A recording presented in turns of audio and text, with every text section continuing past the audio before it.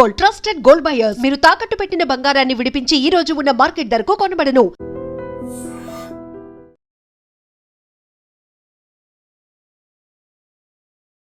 నమస్తే, welcome to I dream. ఈ మధ్య కాలంలో అయితే ఈ గుడులకు సంబంధించిన దాడులు భయంకరంగా జరుగుతున్నాయి. మొన్న ఈ ఓల్డ్ సిటీలో కూడా గుడిని మీద దాడి జరుగుడు, ఆ తర్వాత అక్కడే చెల్లా మీద కూడా ఈ వీళ్ళందరూ కోపోద్రిక్తులై చెల్లాని కూడా ధ్వంసం చేయడం, ఇది కొంత ఉద్రిక్తతకైతే దారి తీసింది. చాలామంది పోయి ఆందోళన కూడా చేసిండ్రు. ఆ రోజు మళ్ళీ జగ్నేకి రాత్ కూడా ఉండే, పోలీసులు భారీ ఎత్తున బందోబస్తు కూడా ఏర్పాటు చేసిండ్రు. కానీ ఫ్రీక్వెంట్లీ ఇట్లా గుళ్ళ మీద దాడులు ఎందుకు జరుగుతున్నాయి ఒకసారి మాట్లాడదాం. మనతో పాటు పొలిటికల్ అనలిస్ట్ రాజా యాదవ్ గారు ఉన్నారు, ఒకసారి మాట్లాడే ప్రయత్నం చేద్దాం. సార్ నమస్తే. సార్, గుళ్ళ మీద దాడులు మనసు చివుక్కుమంటది ఎవరికైనా సరే, కానీ ఫ్రీక్వెంట్లీ చాలా పెద్ద ఎత్తున దాడులు జరుగుతున్నాయి సార్. ఏంటి రీజన్ ఏంటి సార్, ఎందుకు ఇట్లా? ఇవాళ వీళ్ళు గుళ్ళ మీద దాడులు ఈనాటి కావు, అనేక ఇప్పుడు రామాలయం ధ్వంసం చేసిరి, కృష్ణుని మీద మసీదు కట్టిరి, అనేక మసీదులు ఇవాళ గుళ్ళ మీద. మా 1000 స్తంభాల గుడి పక్కపొంటి మొత్తం ముస్లిమ్సే ఉంటారు. అంటే దీనికి కారణం ఏంటంటే ఈ దండయాత్ర, విదేశీ దండయాత్రలు వాళ్ళు మా దేవుణ్ణి ఏమనకుండి మేము మతం మారుతామని మారి, మా దేవుని జోలికి రాకుండి మేము మతం మారుతాం ఇట్లా మారిళ్ళు.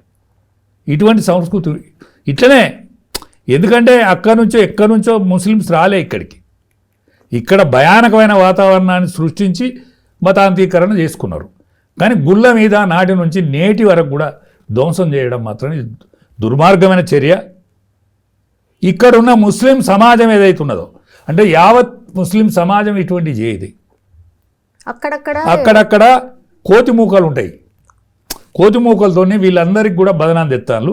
వీళ్ళందరూ జాగరూకులై, వీళ్ళందరూ కూడా ఈ సమాజంలో చెడు ఎవరు చేసినా వాళ్ళను దొరికిపుచ్చుకొని పట్టించి ఇవ్వాల్సిన అవసరం సమాజం మీద ఉన్నది. ఇది ముస్లిం సమాజం మీద. హిందువులు కూడా అనైక్యత, హిందూ అనైక్యత నాటి నుంచి నేటి వరకు కూడా ఉన్నదమ్మా, నాటి నుంచి నేటి వరకు కూడా ఉన్నది. మాకేందిలే అని ఏడనుకుంటుంది సార్, మాకేందిలే అని అంత పెద్ద ఆందోళన చేస్తున్నది. ఇంకా గట్టిగా ఉండాలి. ఏకైక హిందూ రాష్ట్రం, హిందూ దేశం ఇదొక్కటే. ముస్లింలకు అనేక రాజ్యాలు ఉన్నాయి, క్రిస్టియన్లకు అనేక రాజ్యాలు ఉన్నాయి. ఈ ఉన్నొక్క దేశాన్ని కూడా ఈ విధంగా కానిస్తే ఎట్లా? రాబోయే రోజులు ఇట్లాంటి రోజులు ఉన్నాయి.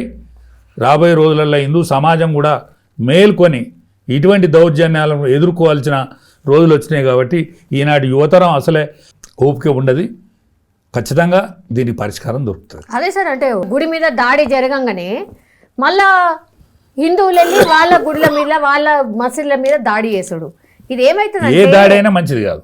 మొట్టమొదటి దాడి చేసినందుకు మంచిది కాదు, వెనక సీటు దాడి చేసినందుకు అంతకంటే మంచిది కాదు. హిందూ సమాజం అంతా ఏకమై దాడులు కాదు, మనం పునరుద్ధరించుకోవాలి, మన బలాన్ని నిరూపించుకోవాలి.